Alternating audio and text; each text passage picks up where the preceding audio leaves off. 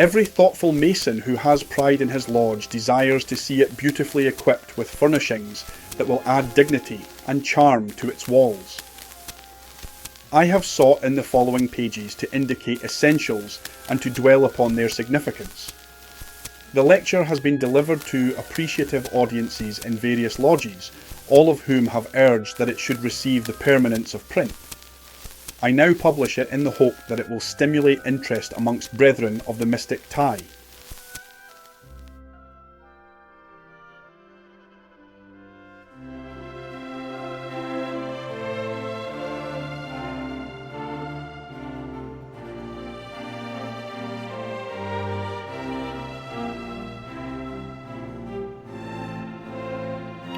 Good evening, and welcome to tonight's presentation from the Quarries, an archive of Masonic lore.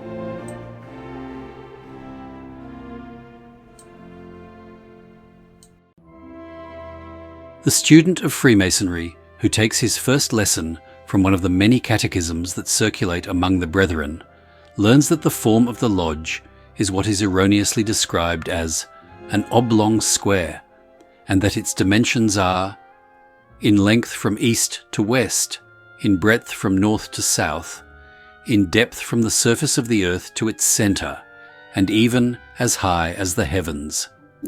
And he is told that it is of this vast extent to show the universality of the science. But while this represents the universe as one great lodge in which Masons all over the world may meet, and strive to live with love and care upon the level by the square.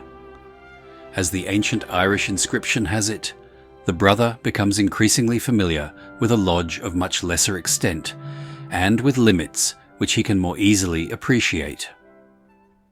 To all intents and purposes, the building within which he and his brethren meet from time to time for labour and refreshment is the only lodge he knows, and if he is of an inquiring turn of mind, he will soon discover that it is a symbol of two very different things. On the one hand, it is said to represent the universe, and on the other, it is understood to be modelled more or less upon the temple of King Solomon. Its furnishing and equipment derive from both, and the blend is not wholly free from confusion. Indeed, it is not possible to separate the two, for at a score of points we find them meeting and conflicting. The lodge should be situated due east and west, and the craftsman gives 3 reasons for this. First, because the sun, the glory of the day, rises in the east and sets in the west, thus lighting every part of the universal lodge. Secondly, because learning originated in the east, whence it shed its benign influence on the west.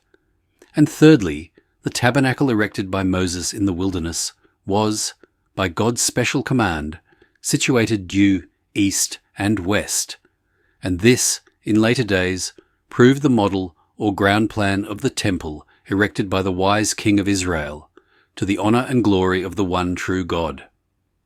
It should have its greatest length from east to west, and its greatest breadth from north to south. Dr. Oliver maintains that the form of the lodge should be a double cube, as an expressive emblem of the united powers of darkness and light in the creation, and because the Ark of the Covenant and the altar of incense were both of that figure. Dealing with the view that the lodge is a symbol of the universe, Brother Albert G. Mackay puts forward a theory that is ingenious though somewhat fanciful. If, he says, we draw lines on a map of the world which shall circumscribe just that portion which was known and inhabited at the time of the building of Solomon's temple, these lines, running a short distance north and south of the Mediterranean Sea and extending from Spain to Asia Minor, will form an oblong square whose greatest length will be from east to west, and whose greatest breadth will be from north to south. The oblong square which thus enclosed the whole habitable part of the globe, he continues, would represent the form of the lodge, to denote the universality of Masonry, since the world constitutes the lodge, a doctrine that has since been taught in that expressive sentence. In every clime the Mason may find a home, and in every land a brother. Brother Mackay's theory is at first sight plausible, but one ventures to suggest that a circle rather than an oblong would have been more likely to occur to early students, as it would doubtless be more likely to occur to men today, as the sort of plane surface to symbolize a world that surrounded them in every direction. Enthusiastic Freemasons who maintain that the craft, as an organized institution, has existed from time immemorial, tell us that our ancient brethren met beneath no other covering than the cloudy canopy of heaven, and that because of this, and because the lodge is a symbol of the universe, the roof is now decorated to represent the starry firmament. Payne, in his essay on the origin of Freemasonry, says that, as the study and contemplation of the Creator in the works of the creation, of which the sun, as the great visible object of the adoration of Druids, all their religious rites and ceremonies had reference to the apparent progress of the sun through the 12 signs of the zodiac and his influence upon the earth. The Masons, he continues, adopt the same practice. The roof of their temples or lodges is ornamented with a sun, and the floor is a representation of the variegated face of the earth, either by carpeting or mosaic work. It is clear that Thomas Paine was not too well informed on the subject, and while there is some truth in his description of the roof and floor of the lodge, the Masonic conception of the GAOTU is more fitly set forth by William Hutchinson, an 18th century master, who says in one of his lectures, "The universe is the temple of the deity whom we serve. Wisdom, strength, and beauty are about his throne as pillars of his works. For his wisdom is infinite, his strength omnipotent, and beauty shines through the whole of the creation in symmetry and order. The heavens he has stretched forth as a canopy, the earth he has planted as a footstool. He crowns his temple with stars as with a diadem, and with his hand he extends the power and glory. The sun and moon are messengers of his will, and all his law is concord. And there cannot be any doubt that, to the modern Christian Freemason at least, the starry roof of his lodge is a symbol pointing him to the grand lodge above where the world's great architect rules and reigns forever." While there is general agreement in the view that the roof of the lodge is decorated to represent the canopy of heaven, there is some confusion of thought in connection with the meaning of the covering of the floor. The tracing board, the checkered pavement, and the richly decorated carpet have been confounded one with another, and, even among authorities, it is difficult to find anything approaching harmony. One thing is abundantly plain, that, as the roof was painted to represent the starry sky, so the floor was intended to symbolize the fruitful earth. The catechisms that speak with all the authority of age tell us that the mosaic pavement is the beautiful flooring of the lodge, with the blazing star in the center, and the indented or tessellated border as the skirt work. The beautiful flooring, we are further told, by reason of its being variegated and checkered, points out to us the diversity of objects which decorate and adorn the whole creation, the animate as well as the inanimate parts thereof. The blazing star, or glory in the center, refers us to the sun, which enlightens the earth, and by its benign influence dispenses its blessings to mankind in general, which the indented or tessellated border points us to the planets, which, in their various revolutions, form a beautiful border or skirt work round the glorious luminary of the day, as the other does round a mason's lodge. This description of the floor, which has come down from bygone times, is now very generally applied to the carpet of black and white squares which is found in nearly every lodge. That it is wholly inapplicable must instantly be apparent to every brother who gives a moment's thought to the matter. The carpet is not variegated or many-coloured. It has no richly decorated border that could by any stretch of imagination symbolize the movements of the planets. It seems to be nothing else than the squared pavement which, according to one not very well-founded tradition, formed the ground floor of the temple, and according to another, equally ill-founded, was the platform or dais upon which the high priest walked when offering up the sacrifice of incense at the golden altar. Certain students, seeing the difficulty of reconciling the checkered floorcloth of today with the richly variegated carpet alluded to in the catechisms, have suggested that what we now call tracing boards were formerly cloths which were spread upon the floor for the purpose of instruction. But here again there is obvious error. If one thing is clear, it is that the floor was meant to represent nature in all its varied aspects. No tracing board does that. The tracing boards of the various degrees concern themselves wholly with pictorial representations of our emblems and symbols, and bear no relation whatever to the highly decorated flooring of the lodge, which, in its earliest signification, sought to symbolize the bounties and blessings of Mother Nature. The question now arises: were the floors of lodges ever so ornamented, or was the decoration, like the dimensions of the lodge, merely an imaginary conceit on the part of those brethren who were instrumental in framing and establishing speculative Freemasonry as we know it? I have never seen any illustration or description of a carpet that was not either a checkered pavement of black and white squares or a tracing board made up of symbols, and I incline therefore to the view that the flooring as representative of the riches of old Mother Earth was wholly imaginative. If this be so, whence came the idea? The ancients, and especially the Greeks, says Bailey, adorned their floors, pavements of temples, palaces, etc., with mosaic, or rather mosaic work, a work composed of many stones or other matters of different colours, so disposed as to represent divers shapes of ornaments, birds, etc. Critics are divided as to the origin and reason of the name mosaic. According to Mr. John Fellows, mosaic, or mosaic, work represents the variegated face of the earth in the places where the ancients used formerly to hold their religious assemblies, and he adds that an imitation of it was made when temple worship was introduced, to reconcile people to the change.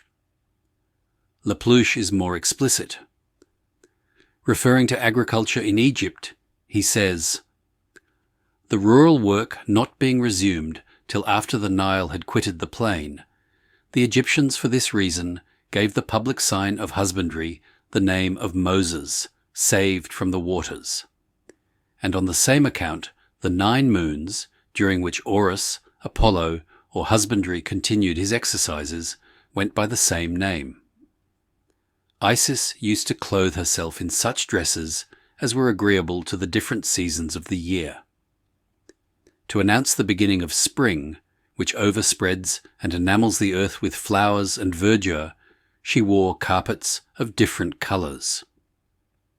The fairly plain meaning of all this, as bearing upon Freemasonry, is that the early devisers of the science, who desired the brotherhood to look from nature up to nature's God, borrowed the idea of the richly decorated floor as a symbol of the fruitful earth from some of the early religions.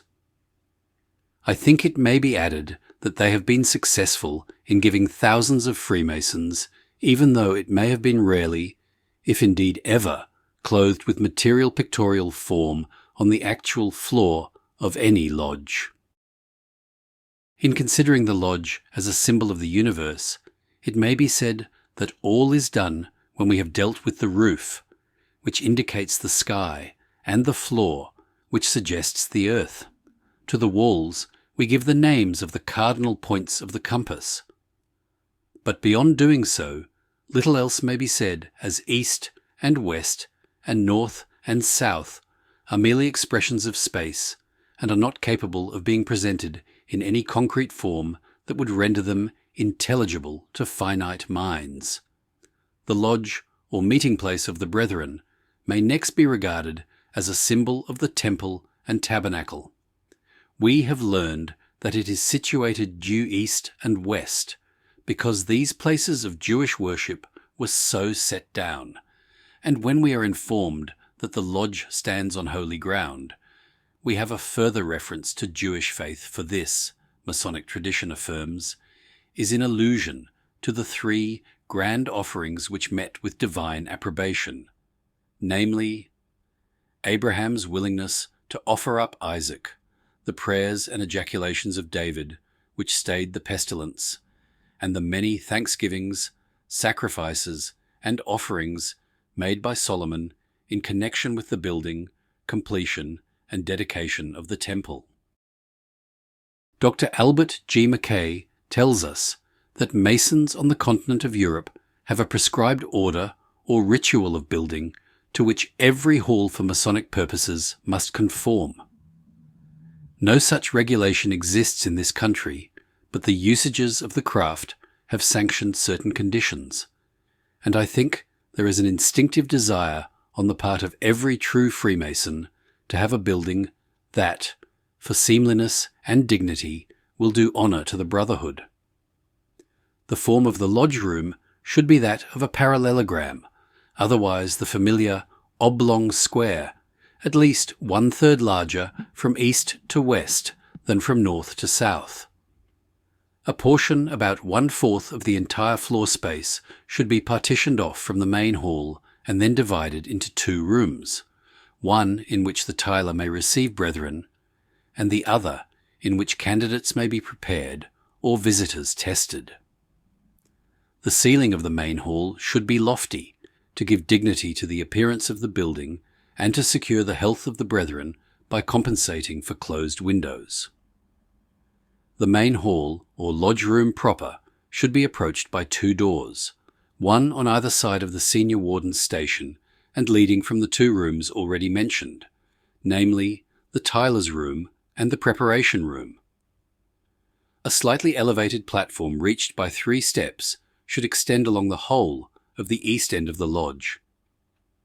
If possible, the building should be lit from the roof, but where this cannot be secured, windows should be let into the wall, the sill, according to the Helvetian ritual, being at least 7.5 feet from the floor, so as to secure the brethren and their mysteries from the curious gaze of the outer world. The floor of the platform at the east end is usually covered with a cloth of black and white squares, and, as the platform is set aside for the accommodation of the master and other chief officers, it may be that this is really the correct symbol of that checkered pavement upon which the high priest walked, and which is now used as the covering of the main floor and confused with the multicolored carpet of tradition. So far as can be gathered, the floor of the lodge was not covered until comparatively modern times.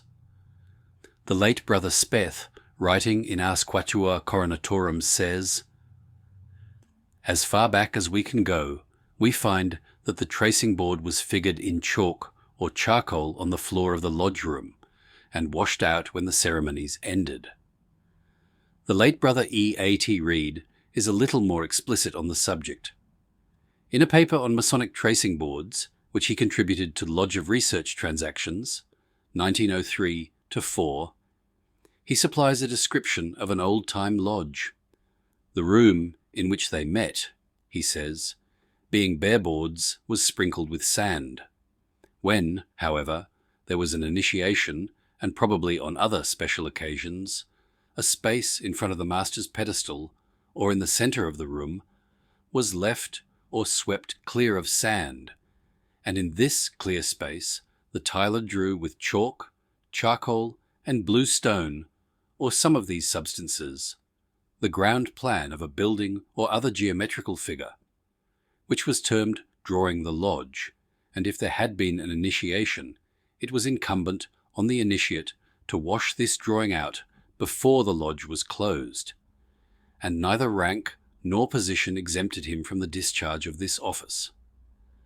Perhaps the very simplest form of a lodge is that described by Brother Ladislas de Maltzovich in his Sketch of the Earlier History of Masonry in Austria and Hungary, which he contributed to the Transactions of Lodge Quatuor Coronati in 1892.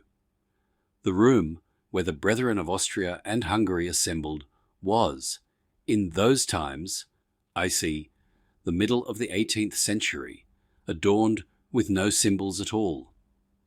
In whatever room a lodge could be held, he writes, an oblong quadrangle was drawn with chalk on the floor, within which all the members found room. Later on, they drew a smaller quadrangle, round which the brethren assembled. Afterwards, this quadrangle was strewn with sand, and symbols temporarily inscribed. Finally, the drawn and painted tracing boards became fashionable. This custom in Austria and Hungary is not vastly different from what we find at home.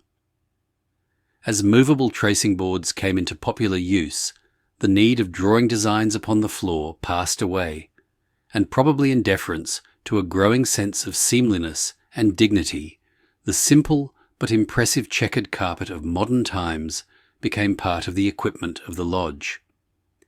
It is generally accepted that this carpet is the present-day representative of the traditional squared pavement of the temple, but a contributor to Miscellanea Latomorum makes the interesting suggestion that it may be a survival of the operative's tracing board, which, he says, was ruled in squares, or lozenges, equal to two equilateral triangles on opposite sides of the same base, to ensure accuracy in setting out designs.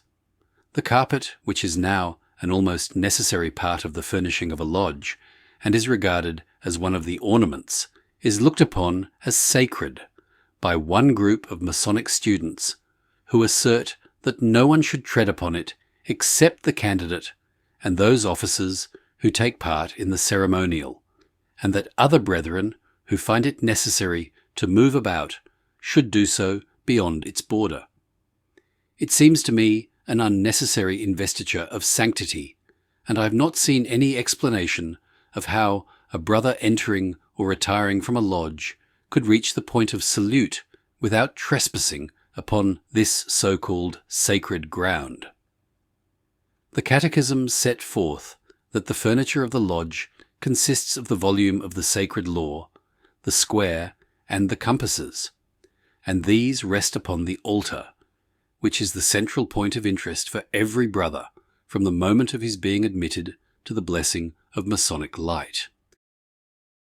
Considerable difference of opinion exists as to the form and substance of the altar.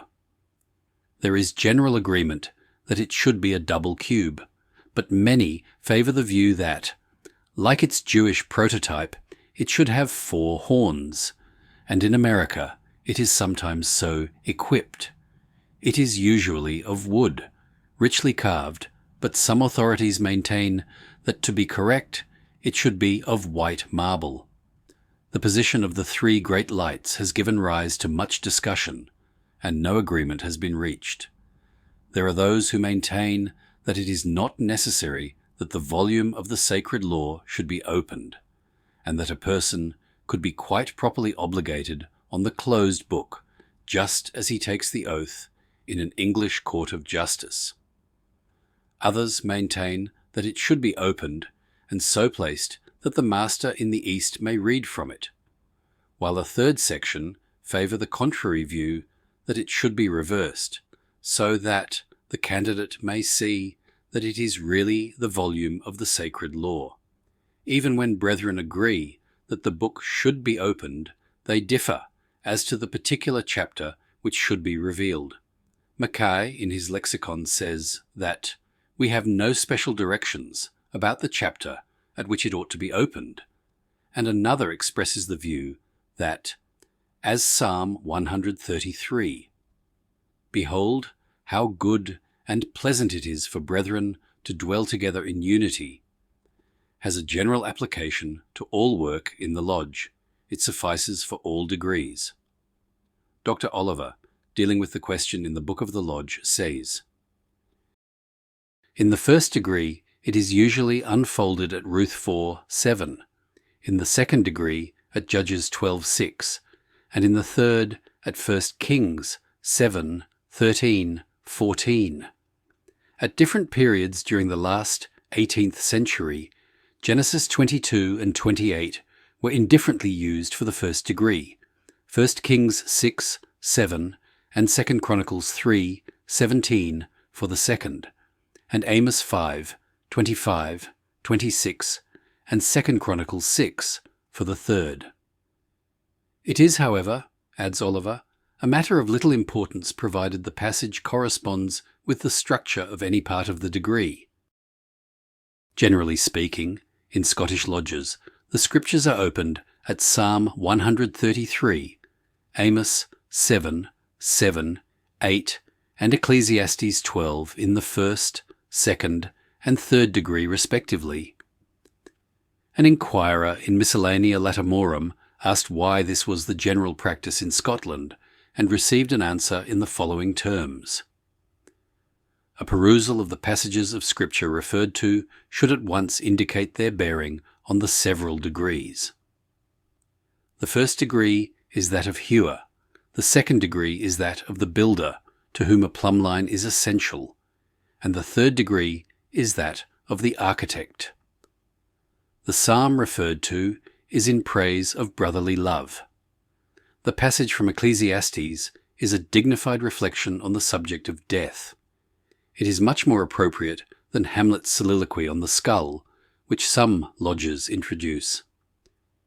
This explanation is fairly ingenious, but I fear it will not satisfy everybody.